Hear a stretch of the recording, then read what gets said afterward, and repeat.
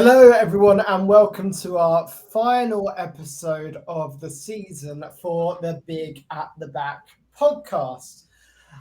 I'm Tom. I'm here after a very heavy Sunday with Matt, who also joins me today for our penultimate Big at the Back episode, or our ultimate Big at the Back episode. Matt, how are you? It's either the penultimate or it's the ultimate, but it's whatever it is. It's an episode. Yeah, I'm all right, thanks. As you said, it was a pretty interesting Sunday. A fair few beers were consumed, and the football provided us plenty of drama. So a good day all round, unless you were a Liverpool fan or a West Ham fan, for that matter. Yeah, I think we were both left a little disappointed by the last day. But overall, all we wanted was a fun day of football, so we can't complain all too much. A note for everyone listening, we were due to do an episode with the North versus South guys, but unfortunately Matt is terrible, and his wife pointed out to us all last minute that he couldn't make the date. So we're having to put that back to around the mid to end of June. But that is coming, and that's going to be a full season review using a lot of their formats, to be honest. But yeah, we're really looking forward to teaming up with them and doing a podcast with those guys. Yeah, it was completely my own stupidity and my inability to manage my own diary. So that is why I have a wife. Well, I'm glad she's managing it really well. Now, why don't we then, as the season is over, there's a lot to go through. We're going to dive into FPL and look at our weeks and how we did for the season. So I've finished game week 38 with a really good score. I'm on 86 points, which would be a brilliant score for most people. And it's actually done really well for me. So that's Schmeichel obviously blanking, and then Trent and Cancelo blanking, but then 7 from Reece James and 9 from Rudiger in his last game. Then coming off the bench, I had 11 from Bentancur. And then I had 13 from Madison, Son captain with 12 double to 24, 5 from Saka, 2 from Foden, and 10 from Harry Kane. So the Spurs boys playing a big part in that, but overall a really good week. Now on fantasy, that's put me at an overall rank of 85,243. Considering there was a point where I was about 160,000 just a few weeks ago. I think I've done very well to claw it back, and I'm really happy to be ending in the top 100k, which was the goal at the very beginning of the season. So while it's disappointing having been about 20k at one point, overall I really can't complain. I know you've done a bit better than me this year, so talk me through your final game week and your overall results. Yeah, it was. It has been a roller coaster the last sort of 10 weeks for you, isn't it? But like you say, to get back into that top 100k is definitely an achievement and a good finishing point at the end of the season.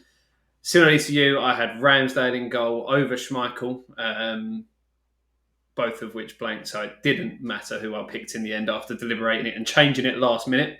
Trent and Cancelo and Laporte all returning next to fuck all. But Reece James and Joel Matip both got me 7 points apiece, so they're carrying me at the back. The midfield of Kulusevski on 16, De Bruyne with 6, Bowen with 2, and Madison with 13, and Captain Kane up top with 10 doubled up to 20. So that gave me a final total for the week of 77, but I did take a -8. Just because it was the last week, I thought, why not? Let's do something a little bit stupid. So finishing on 69 points for the week. Nice. What better way to finish the season, you could say. That gives me a finishing overall rank of 31,684, which, to be honest with you, I will take that. Slightly disappointed not to finish in the top 30k, bearing in mind I was there or thereabouts for the last few weeks. Just slipped out at the end. Probably if I would have picked the right captain, so if I'd have captained Kulusevski or Madison this week, that probably would have got me over the line. Or if I'd even started Nketiah over one of my players that blanks, maybe that would have been enough to get me there or thereabouts. But I'm certainly not complaining. Yeah, I was going to say, what was your start of the season objective? What was your ambition when you started this season? To be honest with you, I never really set one. I just try and go out there and enjoy it. My main ones I focus around my mini leagues really. The main two, there's one that's a money league, which I came second in, and one which is our curry league, which is at the end of the season we go out for a curry and the bottom X amount of people pay. I came second in that one as well, behind my brother in both of those leagues. So I think next year my goal has got to be to beat my brother. That's a great goal. Yeah, your brother's done very well this season. Yeah, I had very similarly. I came second, obviously, in our league that we're in. Came second in my work league as well, so a little bit frustrating there. But overall, I was aiming at top 100k, and I can't really complain because that's where I got quite comfortably as well in the end. Despite looking like I wasn't going to do it 3 weeks ago, I think I've ended really strong. Just to give a little bit of context there, my brother, his finishing rank was 4,518, so not bad from him. We're all right in the Higgins household at fantasy football. Yeah, it's a shame about your performance in every other aspect of life, really, isn't it? Yeah, well, I've got to have one thing. I've got to have one thing that I can do. Well, why don't we dive in then? Because before we talk about the season as a whole, let's run through some of the games. Now, by the time they started, we already had a good buzz on. By the time they ended, we were probably quite pissed. So let's talk about the games that we watched in the pub and let's start with Relegation Battle. Now, I said before the game started, Burnley, I think, are going down. I think Leeds have enough to beat Brentford. And it turns out that I was exactly right because Leeds are coming back to get the 2-1 victory. Rafinha and Harrison popping up when it mattered, despite having been absent for most of the season. So talk to me about the Leeds match. I know this is on the TV behind us. So did you catch the highlights? Yeah, it was a bit of a strange one, really. I don't really know what to make of Leeds at the moment. Obviously, they've had a lot of injuries this year, which has really hampered them. It'll be interesting to see how they get on next year if they've got all their players back. But it was horrendous goalkeeping from Raya for Leeds' first goal, giving the ball away and then bringing down Rafinha to give away the penalty, which he then converted. They let them back into the game, even though at the point that Brentford equalised, they were down to 10 men because they'd made all three subs and had an injury. They then equalised. It was a really good header from from whoever it was that scored it, I can't remember now, who then took his shirt off and got booked, and then about a minute later fouled and got a second yellow to leave Brentford with 9 men for the end of the game, which obviously cost them because Harrison, deflection off the strike, but he struck it so well on the half volley. And then obviously they went absolutely wild, the Leeds fans. I'm quite happy for Leeds. I think they bring a little bit more entertainment to the league in general, so it's good to see them stay up as opposed to a Burnley side that probably are one of the more dull sides to watch in the league. Yeah, I feel the same. And honestly, I think Leeds, from a footballing perspective, have something to give to the Premier League and something to bring. I think Burnley, every game is just going to be a snooze fest. You're never going to get anything exciting there. Whereas, admittedly, Rafinha's probably going, but with the heavy metal football that Leeds tend to play, I always feel like there's an entertaining game there. So I'm really glad they're staying up ahead of Burnley. Yeah, Brentford, so on the beach. They were so on the beach for this game. It was unreal. And yeah, the red card did cost them, but they had nothing really to play for. And I think knowing Burnley are going down is probably enough for the Brentford fans. Yeah, I'm sure they'll take some solace in that. We'll get onto this with obviously the Burnley game, but I just really hope that Wout Weghorst gets a move and is in the Premier League again next season, because what are we going to do without him? Yeah, I don't know how we'll cope. Well, let's talk about Newcastle beating Burnley 2-1 then. Because goals for Cornet from Burnley and 2 for Wilson. Now, everyone was moving to bring in Ivan Toney for the last week of the season when Wilson was right there in front of us. I think everyone just completely missed a trick there and completely, despite him playing really well in game week 37, I think everyone really missed a trick with Wilson. I certainly did because he wasn't in my plans, but I looked back and thought, he absolutely should have been. So I know neither of us watched any of this game because it wasn't on at the pub, but Wilson with 58 in the BPS. So by far and away the best player on the pitch. What did you think of this game from the highlights?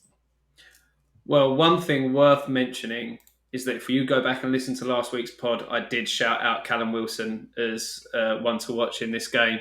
So I am, well, regretting that I didn't follow my own advice and bring him in to start with. But yeah, since he's come back from this injury, this latest injury, he really has hit the ground running, and then obviously finished it off with 2 goals here.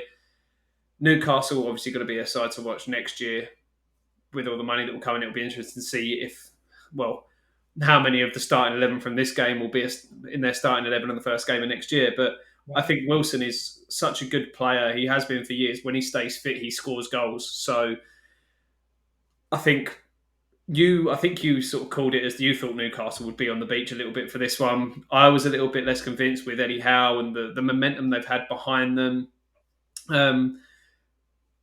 I think Burnley didn't help themselves defensively, obviously giving away a very silly penalty just from an arm up from Collins in the box, which second time in as many games they've given away a penalty for handball. So when you're in those situations, you've got to help yourself, and they just didn't do that.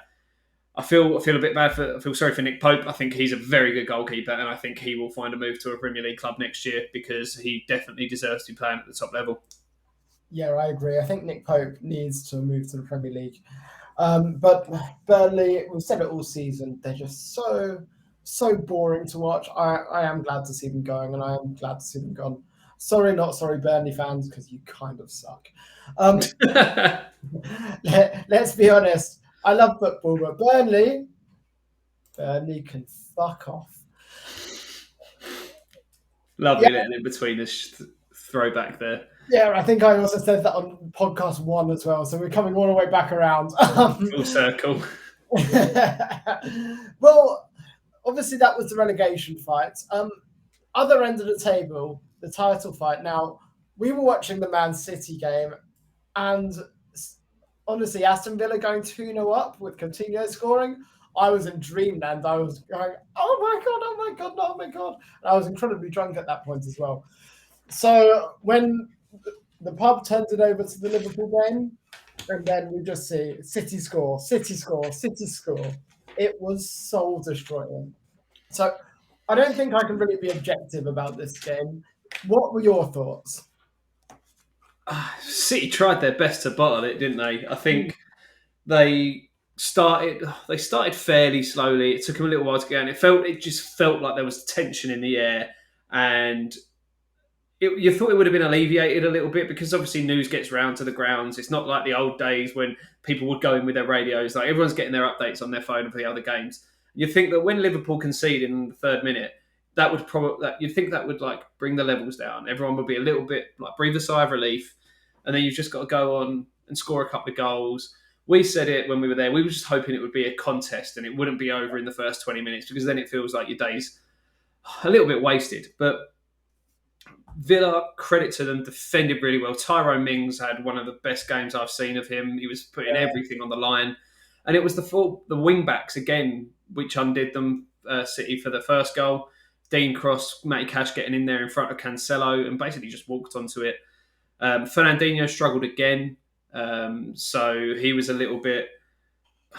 He hasn't got the legs anymore. And obviously we know he's off in the summer. So he's obviously been a very good servant to the club. But I don't think they'll be too sorry to see the back of him now. But obviously he had to fit in with the defensive problems. But I mean, after going 2 down, it was just another long ball. So that undid them for the second. But Pep made the changes. Gundogan came on. Sterling came on. And they really made a difference. Zinchenko even on the left as well. They pulled the game as wide as they could with Zinchenko and Sterling. And I mean, who'd have thought, like Gundogan, when he sort of first came in, he was almost a bit lost in this City side. He didn't really have a place, but he's sort of making those late runs into the box and 2 goals to win you the league. What more can you ask for? It was obviously, you can ask for him to miss them. But... yeah, I would have loved him to miss them. But it was a throwback to the Gundogan we saw last season, really, where he was filling in that attacking midfield role. And when, you're right, he and Sterling came on and did change the game for City. Pep has got subs wrong quite a few times when it's mattered this season, particularly in that Champions League semi-final when Pep basically bottled it. But I think he absolutely nailed it here. from the Aston Villa side, I thought Watkins had a very good game, and also Digne and Coutinho both looked really, really, really good down that left-hand side. Now, we've spoken about Luca Digne a lot on this podcast, not always with the fondest words, but I thought he probably could hold his head high after that game. Olsen, their backup goalkeeper, looked really good until the second goal went in. And when the second goal went in, it was a bit of a mistake being beaten there, but I think his confidence just went after that. And after that, the third one was inevitable. Maybe you think differently, but that's how it looked from my side. I don't think he'll be too disappointed with the second one. It's been hit pretty well. He's placed it right in the corner, and his momentum's taken him the other way because the ball's coming across from his right hand side.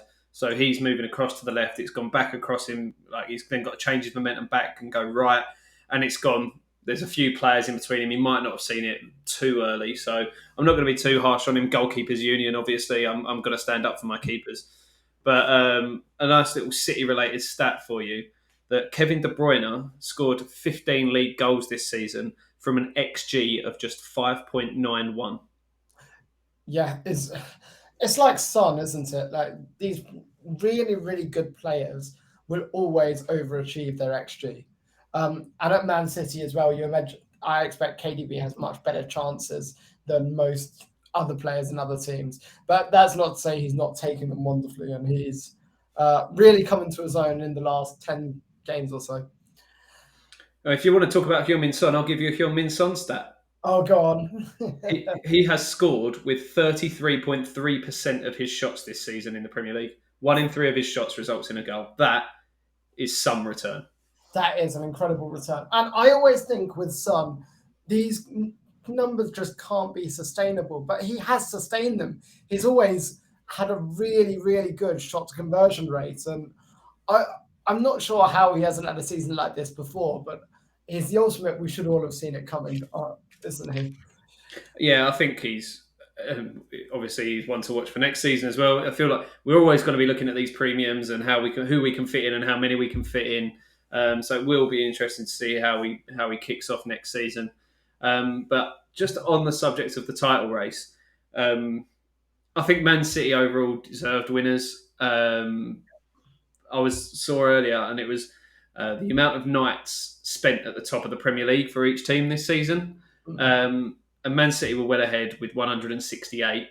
Second was Chelsea with 70. Then Man United with 14. Wow. Then Spurs with 13. Then Liverpool with 11. So yeah, they were actually well down. But there were only 2 other sides that were top at any point this season. So you've got City, Chelsea, United, Spurs, and Liverpool. Can you name the other 2 sides that were top at any point this season? You're putting me on the spot here. Oh yeah. I think because I think they had the early kickoff in the first week. West Ham. They are one of them, but they weren't because they were the early kickoff on the first week. West Ham spent 6 nights at top of the league. And Southampton. No. Oh no! I thought I had it. So the league kicked off on a Friday night, if you'll remember. Brentford. Brentford beat Arsenal 3-0, so they spent that one night at the top of the league. Fantastic. That's a great stat. Brentford fans will be happy after this season, I'm sure. On the title race then, because we are looking at it, and we were saying before the pod started, how many times is 92 points enough to win you the league? It must be most seasons, right? So Liverpool with 28 wins from 38 games. They couldn't really have done much more, especially as they were 14 points behind at one point. But yeah, beating Wolves 3-1, unfortunately it wasn't to be. And it was very frustrating because that Thiago flick would have gone down in history as one of the greatest assists of all time if we'd have won the league. But yeah, Liverpool got the job done in this game. Salah back on the score sheet before the Champions League final, which is great. Just a little bit deflated that we didn't get the league, which would have set us up for a really exciting Champions League final where we could have got the quadruple. Yeah, I mean, going the goal down early on obviously really hurt and sort of took the wind out of the sails a little bit. And again, it was similar to the City game, really. It was just a long ball over the top. Canate completely misjudged it, and Jimenez was in behind, and he just squared it across to Neto. But to answer your question of how often would 92 points win you the league, it would have won you the league last year. City finished on 86. But then the 4 years prior to that was you winning it with 99, then City with 98, City with 100, and Chelsea with 93. But then you go back to 15-16, Leicester won it with 81. And then the next time anywhere near that total is back in 2004-05 when Chelsea got 95, which is the only other season in history that 92 points wouldn't have won you the league. So pretty much, yeah, you can feel a little bit hard done by there. I think at the end of the season, Klopp will look back at games like the defeat to West Ham, for example, at the London Stadium, maybe that, and a couple of other games where they conceded early goals and couldn't get back into the game. So I'm thinking it's unfortunate, really. I don't think either. It's one of those annoying ones because I think both sides were very deserving champions. Agreed. And I think City were the deserving champions. Honestly, I think they have been the best team this season. In the Liverpool versus City league game, I think Liverpool can consider themselves lucky to get a draw after that. City were better. Admittedly, we absolutely ripped them to shreds if you watch the cup semi-final afterwards. But in the league, I think we were lucky to get the draw out of that game. So, look, I think we're looking at the two best teams English football has ever seen. It's just unfortunate that they're there with each other. But overall, really strong season from Liverpool. Most of our players doing really, really well. Canate has still never lost in a Liverpool shirt. 28 games so far, 27 wins and 1 draw. That is a pretty impressive record. That is some record so far. So it's not up there, not quite up there with Van Dijk's record at home. But you never know. You might get there one day. It's weird as well because the way obviously the whole day went with City going 2 down, it almost surprised me when I looked back at it and thought at no point were Liverpool actually winning the league or top of the league. So bear in mind they went 2 down. They got those 3 goals so quickly. They got all 3 of those goals before Liverpool got their second. Yeah. I think it was 3 goals in 5.5 minutes. Well, when Liverpool go a goal down, which we have done quite a few times, I never lose the faith because I think we do have it in us to get the job done. We did it against Villa, we did it against Wolves. So yeah, when Liverpool go a goal down, I don't tend to panic at all. But when Southampton as well last week. Yeah, as well. But when City went 2 down, that's when I started getting really worried and excited. Obviously, it wasn't quite to be. However, what I must say, and kudos to whatever fan it was in the Wolves end that managed to convince the whole stadium that City had conceded a 3rd goal. And all the Liverpool fans were cheering and going mental before it suddenly realisation hit them that no, they'd just been trolled by some Wolves fans. Especially as you never get signal in Anfield as well. It's an absolute nightmare. Yeah, I've got to say that was the football at its finest. Another race that was going on deadline day was the race for top 4. And it didn't turn out to be much of a race in the end. So let's go with, we spoke about Son a little bit. So Spurs beating Norwich 5-0. And we did see this result coming. Son missing out on the golden boot because Salah has more assists, but still performing really well, getting 2 goals. Kulusevski with 2 goals as well. And Kane with another goal as well. And the second half of the season, Kane and Son have really been back to their best, I think. So talk to me about this game and what your thoughts were on it. Well, it turns out Son and Salah have actually shared the golden boot. They don't take assists into account, which I thought was a little bit of a cop-out. I think it should go goals, then assists. But hey, I guess at the end of the day, the golden boot is about goals, not assists. So, meh. But yeah, I mean, Spurs, this front 3 of Son, Kane and Kulusevski have done wonders since Kulusevski came in January. It looks like they're extending his loan for another year. And there's an obligation to buy at the end of that year if certain targets are hit. And I obviously don't think they'll have any problem with that. They'll be more than happy. I think the obligation is 35 million euros, which seems like a really good price from the form he's come in. So I think I sort of heard he's got a goal contribution it's less than 100 minutes. I think it was like 97 or 98 minutes for every goal contribution since he came to Spurs. So he's come in, hit the ground running. He seems to have really built a connection quickly with Son and Kane. And to give you a little bit more info on that, since Conte came in, Heung-min Son is the only player to have scored more Premier League goals than Harry Kane. So they're the top two since Conte was appointed manager. I mean, not surprising, is it? We were speaking just before this, actually, in our group chat with a couple of Spurs fans in it. And the biggest move they can make with their new £150 million investment is they need to keep Conte. And Kulusevski, great, he's been awesome, but Conte is a world-class manager, and Spurs are really not considered a world-class club or team at the moment. Very much could be, and on the prefaces, but they're not quite there yet. So keeping Conte is an absolute must for them to go to the next level. Because if they do that, they'll be definitely top 4 next season in my mind. Pushing top 3, perhaps. Depends what happens with Chelsea. But yeah, I think Conte is a really class act. And we said it when he came in. But that would be the biggest move for Spurs they can possibly do this season. Yeah, he's been a revelation since they come in, and obviously there's rumours of PSG potentially. We'll see what happens there with obviously the Mbappe debacle. So it'll be interesting to see if he stays on or if someone else comes in there. But if they can lock Conte down for a little bit longer, that would be huge for them. Did you know that Spurs have qualified for the Champions League in the last 7 seasons, only excluding the seasons where Jose Mourinho was employed as their manager?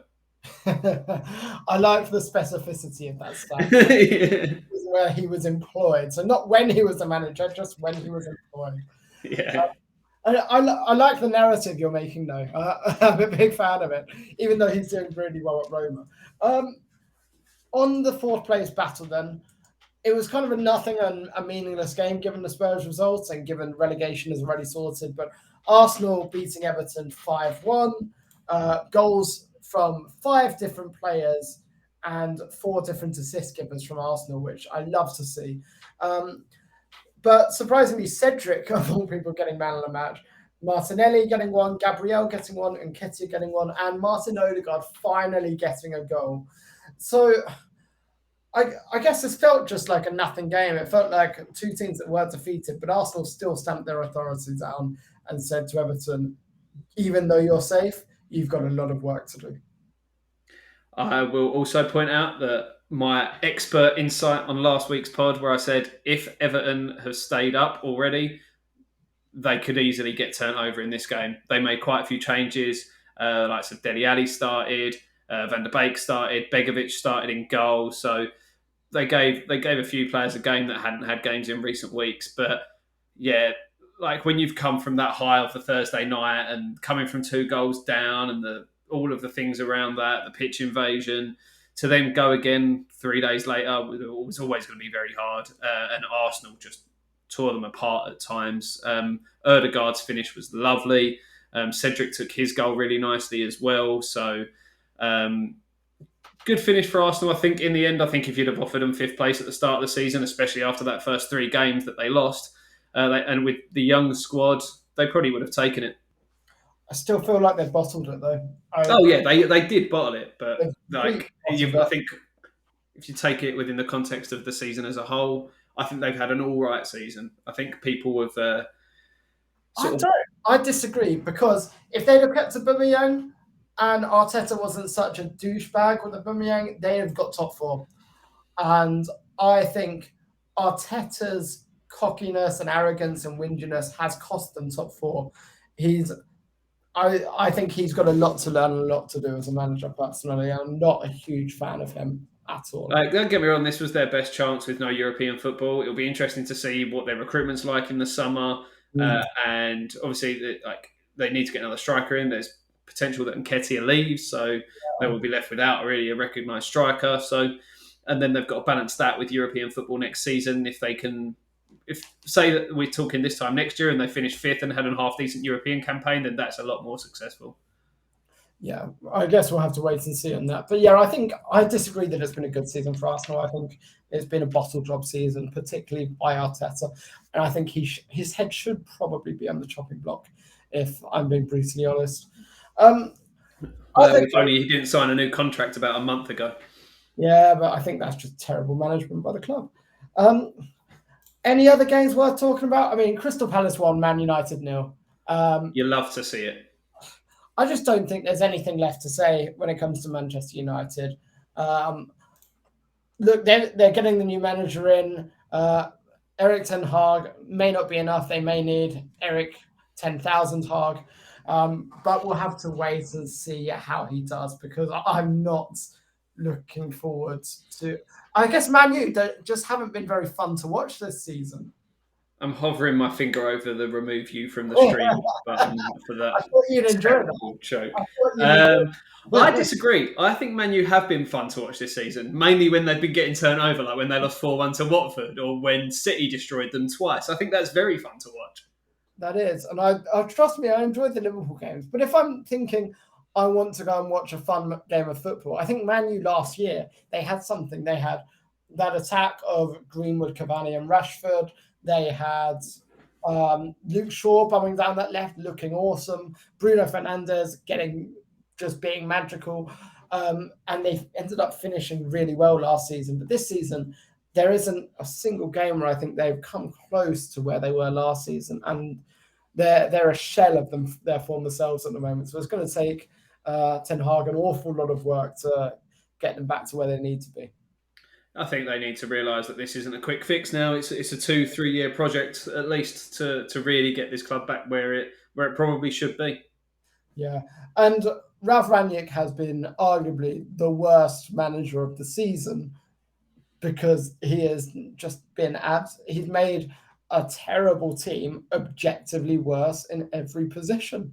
Now, Ole Gunnar Solskjaer is the reason for their decline. He has a completely blank checkbook, went and signed the players he wants, spent as much as he wanted, spent more than anyone else, including City, and made them worse every single season. But yeah, I think Rangnick has been horrendous, and Man U would be mad to offer him a role at the club next season.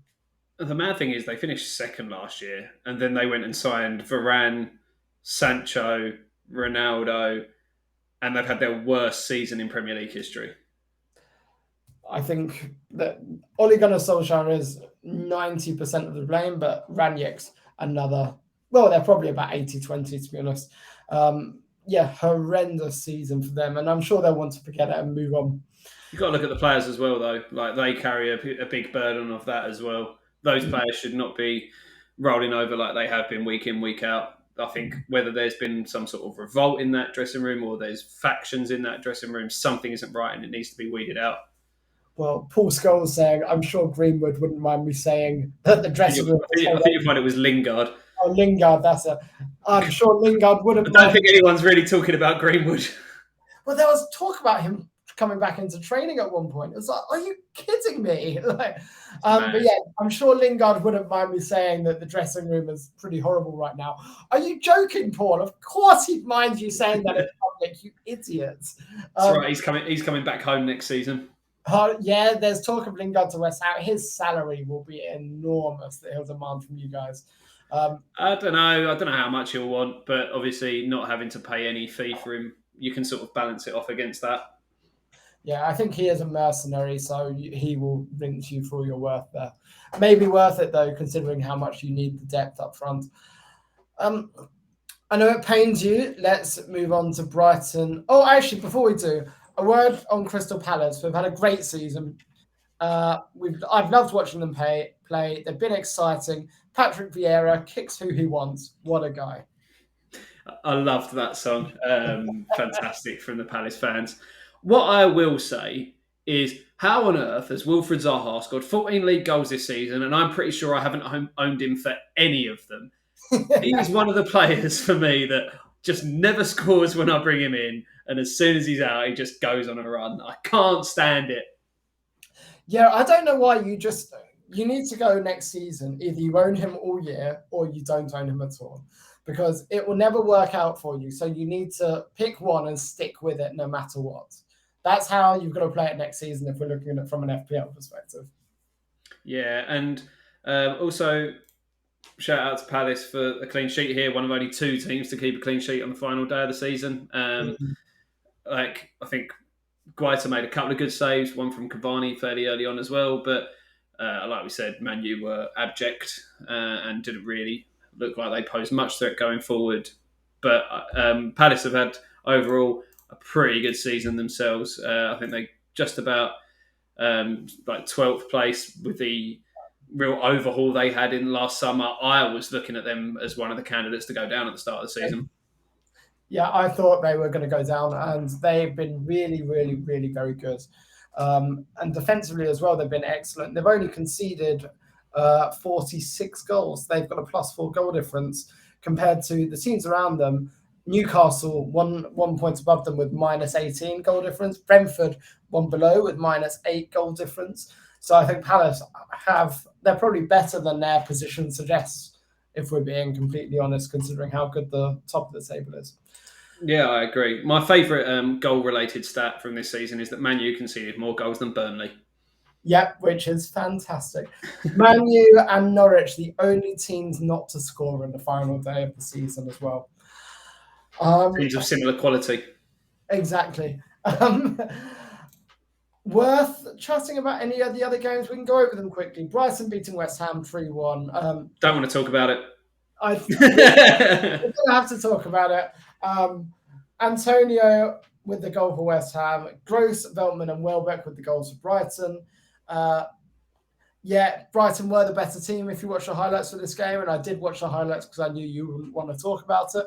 I thought, actually, Pascal Gross looks really good, which is probably the only game this season he's looked really good. But I think they were deserved winners, unfortunately. Antonio's goal was a worldie, but I don't think West Ham looks like breaking through apart from that. Yeah, no, Antonio's goal was a fantastic strike. It was good for him to, I think, get him to the 10 goals for the season again. He's the first West Ham player to score 10 goals in 3 separate Premier League seasons. And I will also say again, I'm a genius. I remember me saying about Danny Welbeck last week, a goal and an assist. I backed him to score in our big goal scorer bet as well. I think I ended with 8 out of 10 goal scorers in the games. The ones who let me down, the City one let me down. I think I backed Foden. But yeah, anyway, you were right. You did call Danny Welbeck. If only you had actually followed through with some of your calls, maybe you'd have got top 30k. Maybe. I mean, I think I've probably had more terrible calls throughout the season than I've had good calls. I just remember the good ones. That is reflective. Couple more games to chat about then. Leicester beating Southampton 4-1. So as you say, the Schmeichel clean sheet got taken. Vardy back again with a goal and an assist. Maddison with a goal and an assist. Both of them looking strong, but no Iheanacho makes me sad. Well, I think when Vardy's back fit and firing, it's very hard for anyone else to get into that side, isn't it? But I think Leicester have sort of really finished the season on a high. It could have easily tailed off. They didn't really have anything to play for. They went out of the Europa Conference League. But getting Vardy back fit for these last few weeks, it sort of really put the new impetus into them. Maddison and him and Barnes, the three of them in the last sort of few weeks of the season have really kicked on another level. So it's always good if you finish the season on a high and you can try and carry that momentum over through the summer and into the next year. Yeah, agreed. Anything to say about Southampton? They've been on the beach for a while. They haven't cared for a while. They have a real job to do over the summer in order to get themselves back into contention, because they almost got pulled into the relegation fight this season. Yeah, it's a strange one, because I think Ralph Hasenhüttl was quite a good coach, but it's just this sort of second half of the season has really died off for them. Lost 4 in a row. Yeah, and like they haven't really had any goals coming from anywhere. If you look at Brozier and Long, and Armstrong, there's really not much there in terms of firepower. I think they need a bit of an overhaul in the summer, to be honest with you. Some like if they need to keep hold of James Ward-Prowse, that's the one thing. If they can keep hold of him, because it seems at the moment they lose a good player every year, which is really gutting their squad. Yeah, they never seem to replace them very well either. They have a minus 24 goal difference for the season, which, to put into context, is worse than Everton. It's worse than Burnley. It's worse than Manchester United.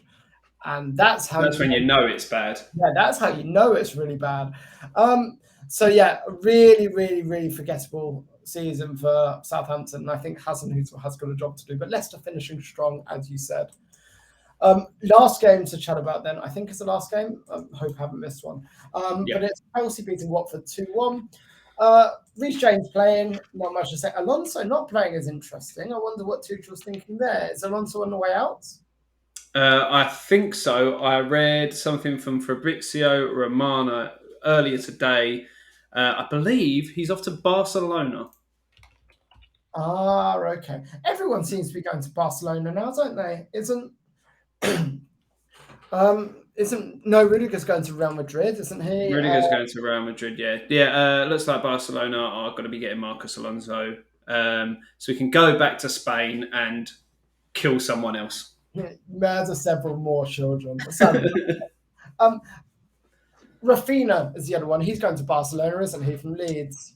Sounds like it, yeah. Odds on at the moment. So what a change of scene that is, from fighting relegation in Yorkshire to title chasing in the Catalan capital. Top 6 maybe for Barcelona. Yeah. God, I hate Barcelona so much. But yeah, not much really to say about this game. Watford fought in it, to be fair. Watford fought more than I expected them to. But we all expected them to lose this game against Chelsea. So not really much else to say there. The most surprising thing is they scored a goal. But did you know that Chelsea are the first team in Premier League history to not be trailing at half-time in any game this season? Wow, I did not know that. That's an excellent stat. You've picked up some good ones for this pod. I'm feeling quite underprepared now. To be fair, normally, as long as one of us do something, that's enough for me. Yeah, clearly I've got to get my game back. Cool. Well, that's all the games that we've touched on. We actually have a couple more things we wanted to go over, as it's our last season FPL pod. So I think let's start with some big at the back awards for players. And I think there's a couple of football ones to start with that we can have a discussion over and debate, then some FPL ones. And the first one is our Player of the Year. Now, KDB won Player of the Year, as you'll have seen from some of the retweets on the Big at the Back Twitter that were done by me. I think that's absolutely ridiculous because it's recency bias. KDB is probably the best player in the league alongside Salah, but he's only actually performed for the last 10 weeks or so. I think if you're looking at Player of the Year, it's got to be the full year. So in my mind, Salah's the only choice that should be getting Player of the Year. Son also deserves a shout as well. Ridiculous that he wasn't even nominated for the actual Player of the Year awards. But what were your thoughts? Am I completely deluded? Am I completely got Liverpool bias glasses on? What do you think of it? I think Salah and Son are the two outstanding choices.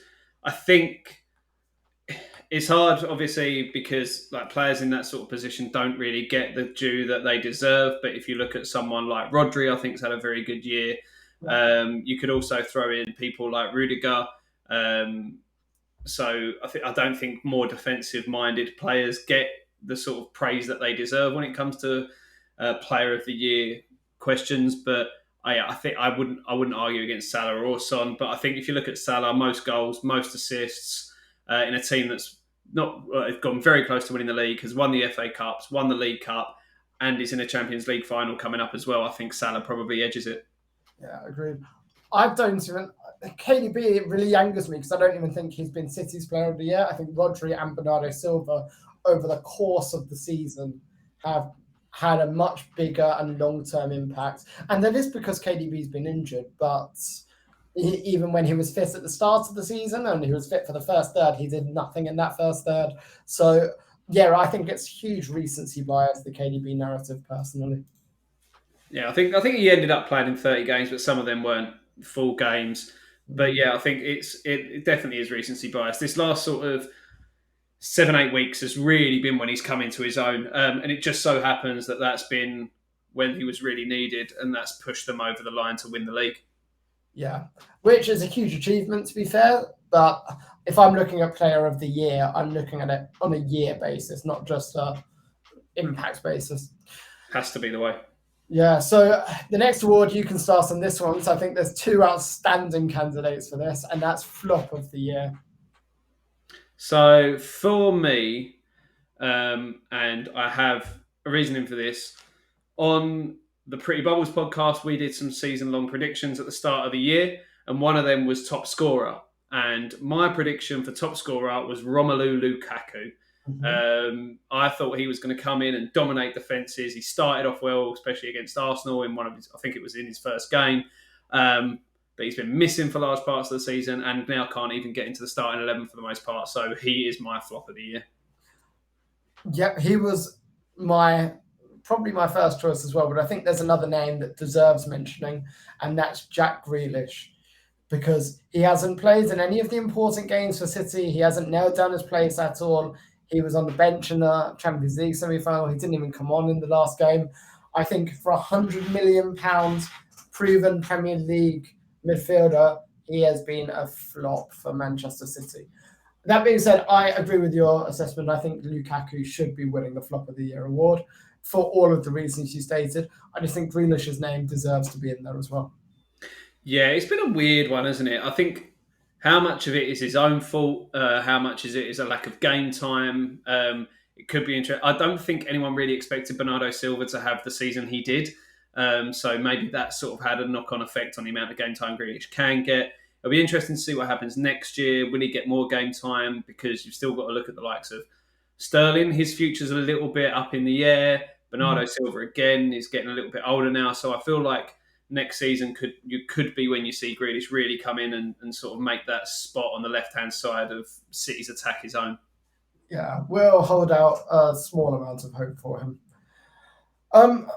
Next award is our favourite FPL team to invest in. So this is what team we've enjoyed owning from an FPL standpoint this season.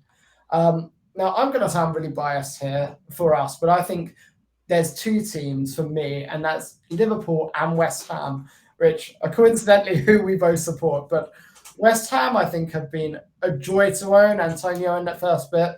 I've owned Southampton successfully as well.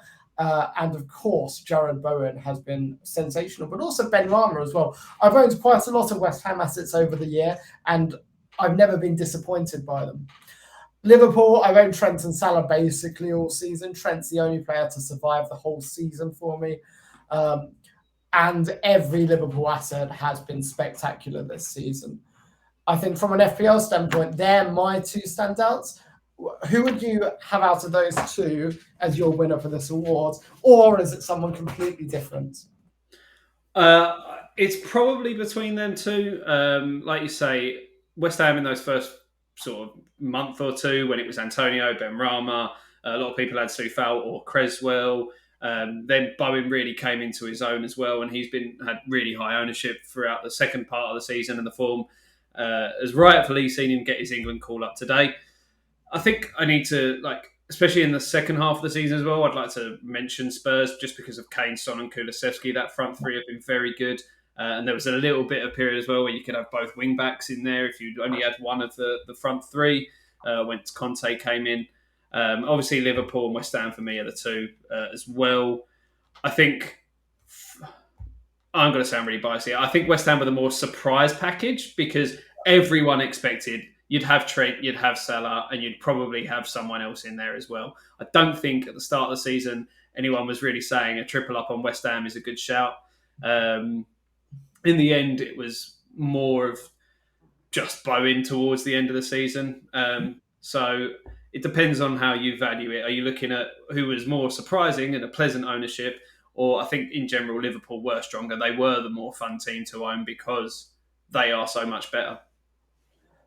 I mean, it's our choice on how we do it. I'm tempted to go West Ham because I think they were a more differential pick as well. I think everyone owned 2 or 3 Liverpool players all year, whereas not everyone owns Bowen for the big moments. Not everyone owns Ben Rama for the big moments. Not everyone owns Antonio for the big moments. So I think West Ham for me have been a slightly more fun team to own, and I think they are my favourite FPL team this year. I'll take it. That's from a Liverpool fan. So moving on then, favourite FPL player, and as tempted as I am to say Trent Alexander-Arnold, because I think he's been tremendously fun to own all season for everyone, and everyone has owned him. But I, again, have to be biased towards you, and I've got to say Jared Bowen for me. I think, yeah, he's right up there for me. Are you sure I can't tempt you into an Armando Broja? I mean, it was fun for banter purposes, but no. Raul Jimenez, anyone? Yeah, go on then, why not? I think Jared Bowen, 200 plus points this season. I can't remember what he ended on, but over 200 points for a 6.5 million midfielder. He's going to be about 9 million at the start of next year, but I'm still going to own him because I think he is tremendous. And he's just got his England call up. It's so well deserved. He should be starting on that right-hand side. Yeah, 206 points for someone that, like you say, started at 6.5, went up to as high as 7.1 at one point, finished at 6.9. His obviously price came down as after he got that injury. It'll be interesting to see where he starts out. I could see it being around the 8.5 mark. Yeah. But I'd still be very tempted to have him in. I say that West Ham will probably have an opening set of fixtures of Liverpool, City, Chelsea, something like that. Didn't West Ham have really tough opening fixtures this year as well? No, this year we were all right. So this year it was Newcastle, Leicester, Palace, Southampton. But in general, we always get awful first fixtures. So always Liverpool. Change. Yeah, we always get you early on. Yeah, I remember watching several Liverpool West Ham matches with you in the first match of the season. Okay, fantastic. Well, the next award that we've got down, and I'll let you go first on this, is your worst FPL team, one that you hated owning or hated the most. It's a really tough one because, like, there's not many teams that I've owned that I really hate, but some are just very disappointing. Palace, maybe, for me, they've had a good season, but I've always seemed to be on them at the wrong time. I could even throw Arsenal into the mix as well, because they had a good start with the likes of Ramsdale and White, but again, I just always seem to be on them at the wrong time. And I'm going to be a little bit rogue here. My pick is Chelsea. Ooh. Because as much as he did me well, Reece James, I feel like there were large parts where I was on the wrong Chelsea assets at the wrong time, and I was always on the painful end of the Chelsea spectrum. I had that as well with Chelsea. I always seem to get the wrong assets at the wrong time, and it always seems to cost me. Reece James, I didn't own for a single one of his big hauls all season. I had him for 13 points at one point, but honestly, I've missed out on so many Reece James boats. However, I think owning Alonso at the right times has helped lessen the damage of Chelsea for me. I think on most annoying team to own, I'm gonna disagree on Arsenal because I've owned Ramsdale, Smith Rowe, Saka, and White all at the right times. But a team I seem to have gotten horribly wrong all season is Manchester City, because I've owned Cancelo pretty much all season, but then I've just been on the wrong assets at the wrong time, and it has absolutely brutalized me. KDB's massive haul in the double. You had Bernardo when he was scoring goals for fun for about 6 weeks in a row. I didn't own him for any of it. I had Foden instead. When Foden went off earlier in the Brighton game, I just transferred him out. And Laporte I haven't owned for any of his big returns either. So I think Man City, I've like you with Chelsea, just been on at the wrong time all season. It seems to have cost me quite big time. Yeah, to be honest with you, I was very, very briefly considering City. Then I remembered captaining Kevin De Bruyne when he scored 4 goals, and I thought I cannot overlook that. Yeah, that was a real cruncher for me, I think. The worst FPL player then. There's a few options here. I'm going to say, for me, it's been Josh King. As much as I rip on Luca Digne, I still love him because he has done me well as well. Josh King brought me nothing but turmoil. So I think Josh King, for me, thank you for going down to the championship. Please never come back. And if you come back, I'm not going anywhere near you in fantasy. Then, of course, I actually, looking back, he got me some good hauls. He got me 10 points and 8 points. Josh King just got me 2 every week. 1 or 2 every week, and I owned it for about 12 to 13 weeks. So for me, it's Josh King 100%. Well, I'm gonna meet you in Watford because for me it's Emmanuel Denny, who I missed all of his goals when he had that run around November, December time. In fact, one of which was the night before my wedding when we were out for a few drinks and he scored in that game. And then a little bit after that was when I actually brought him in and he did fuck all. So we're going for a Watford front two of our worst players of the season. Fantastic. Last bit to end on then, and we're going to have a bit of fun here. We've both written down 10 players that we're really excited to own next season or at the start of next season. So I will list off my 10, then you can, or actually let's talk them through. So my number 1 is Luis Diaz. He's had 6 months to settle. He's going to be starting in Klopp's front three. I think he's a really exciting player, and I'll definitely be owning him at the start of next season. So who's your number 1? I don't know if he's not my number 1, but seeing as I've got him as well, I will cover off Luis Diaz now as well. He's in there, like you say, he's really hit the ground running in his first 6 months at Liverpool. And like you say, I think he'll be a really consistent presence in that front three next year.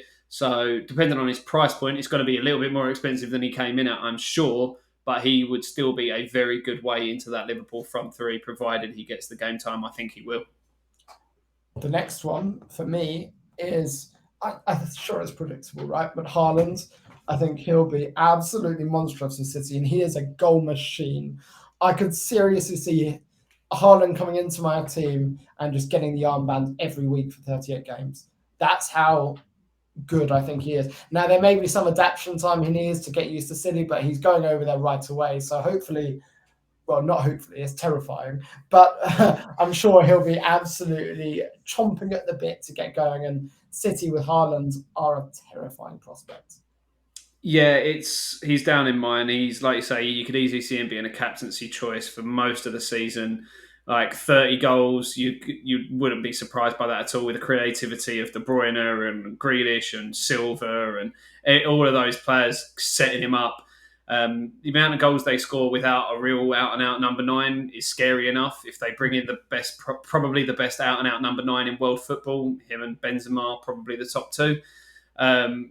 That's a very frightening prospect for defences in the Premier League. So he will definitely be in my team at the start of next season. And the good thing they've done is, as well, a lot of the times when you get big signings in, it often comes in late in the transfer window, so they haven't had time to settle. He's already been announced, it's done. So he's going to have all summer working, all of pre-season working with the new team, and he will probably be ready to hit the ground running from game 1.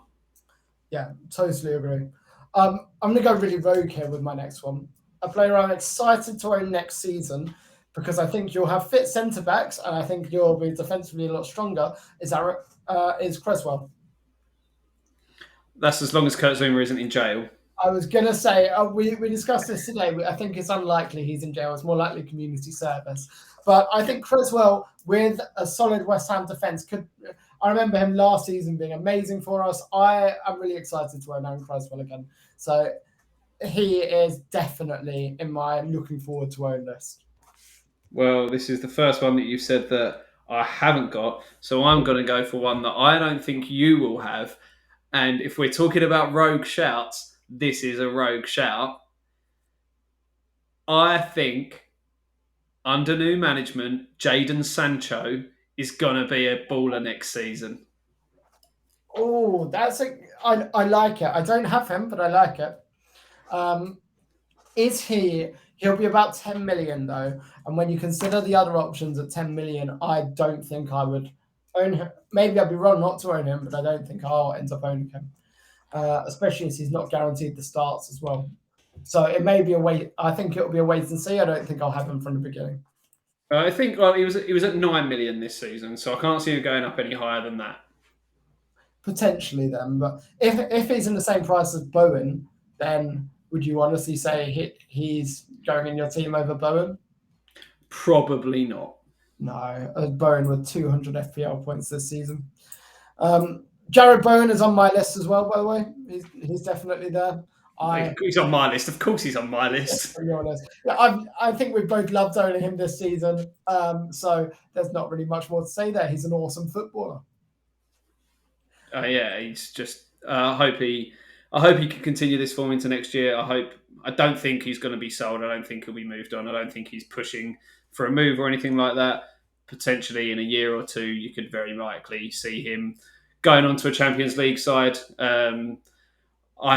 My hope for him next year is he makes that World Cup squad. Yeah, I totally agree.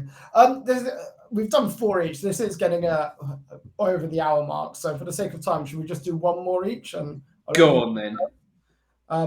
Go on. After you. I will go with one who we did briefly speak about earlier. Alexander Mitrovic. He's back in the league after scoring a hatful of goals, breaking the goal scoring record for a 46-game season in the second tier of English football, playing under a manager that's actually playing him in the right position. So, again, could be a very good option in that sort of 7.5 to £8 million striker next season. I think Fulham looked very good, obviously ran away with the league. If he can find his form in the Premier League again, he will be a very good shout for them next season. Totally agree. I love Mitrovic. My dad's a lifelong Fulham fan. I've gone to see them at least 5 times a season for the past 10 seasons. However, Fulham have just lost Carvalho, and Carvalho basically is a huge part of that attack and creating stuff for Mitrovic. It's whether they can effectively replace him by the time they get into the Premier League. But yeah, I love it. I love Mitrovic as a shout. My fifth and final one is one we owned earlier this season. It's Ben Chilwell, who, fingers crossed, will be back next year. And he was a brilliantly fun player to own earlier this season. We were gutted when he got injured. So I really look forward to being able to own Ben Chilwell again. Yeah, I must say that was a name I'd completely forgotten about. It was nowhere near the front of my mind. So if he can find that form he had again before his injury, he could be a fantastic shout again for next season because he falls right into the big at the back mould. Exactly. Brilliant. Well, that's a positive note to end on. Anyone that has listened this long, thank you. It's a longer episode than normal, we know. Now, we are going to be continuously pumping out BAS football content over the summer just because neither of us have much else to do. So stay tuned. We can be found on Twitter at @BigAtTheBack. And Matt, where else can you be found? You can also listen to my terrible West Ham-based opinions on the Pretty Bubbles podcast. We'll be recording tomorrow, actually, about our season as a whole and where we see us going over the summer. We'll also be covering quite a bit of the England content over the next couple of weeks, as England obviously have their Nations League games, so we'll be talking about that. And obviously we'll have all the transfer news over the summer. You can find me personally at Higgins92. You can find Tom at TomMadden92. Where you can hear our individual terrible opinions, but let's be honest, most of it just goes on the big at the back feed anyway. Yeah, we're not exactly shy about our terrible opinions. Brilliant. Well, thank you all for tuning in. We'll be back in either next week or the week after. And as said, we've got the big end of season review with the North versus South guys coming up in about a month's time. So stay tuned for that as well. Until then, enjoy the break.